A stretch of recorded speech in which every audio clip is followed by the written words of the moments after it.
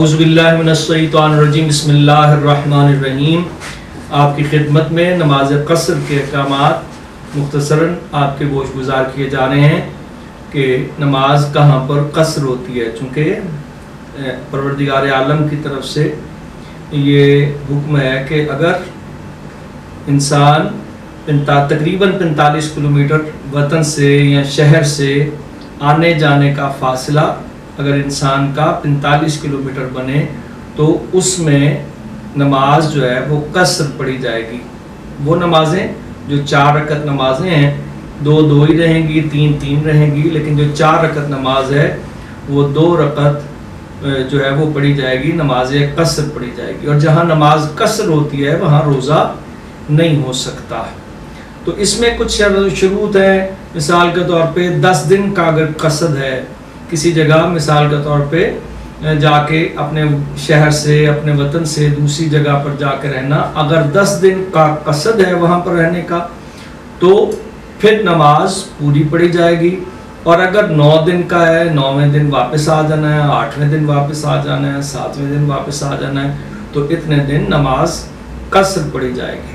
اور جن لوگوں کے اوپر نماز قصر نہیں ہے، مثال کے طور پہ جن کا کام ہی سفر ہے، جو کثیر السفر میں آتے ہیں، جن کا کام یہ ہے کہ انہوں نے روز معمول کے اعتبار سے سفر میں جانا ہے، اس میں مثال کے طور پہ ڈرائیور ہیں، اس کے علاوہ جو پائلٹ وغیرہ ہیں یا بحری جہاز چلانے والے ہیں، وہ یا خانہ بدوش جو ہیں، ان کے اوپر ان کو ہر جگہ نماز پوری بجا لانی ہے۔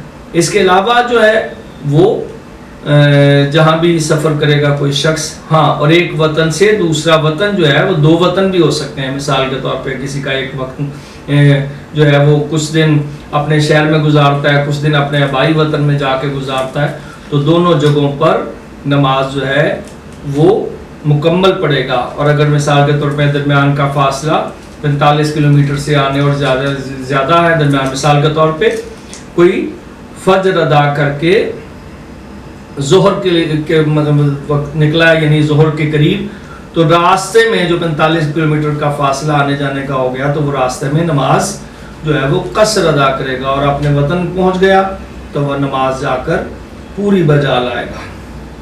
اور ظاہر سی بات ہے مسافت کا طے ہونا یہ بھی ہے۔ اس کے علاوہ مسافت گھر سے نکلتے وقت جو ہے اس کی مسافت کا شرط ہے کہ گھر سے، یعنی جو بھی حد ترخص ہے شہر کی وہ حدود، وہاں سے اس کا آغاز ہو جائے گا۔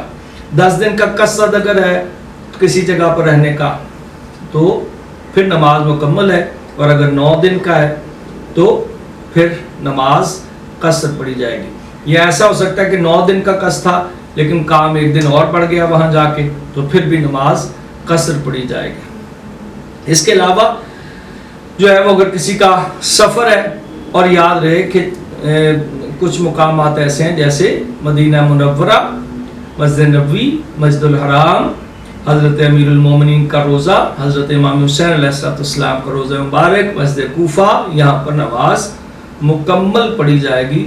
یہاں وہ شرط نہیں ہے کہ نماز قصر ادا کی جائے، لہٰذا ان جگہوں پر جب آپ جائیں تو نماز مکمل ادا کرنی ہے۔ وما علینا الا البلاغ المبین۔ ٹھیک ہے جی، چھوٹا سا عمل بھی بتا دوں ساتھ ہی؟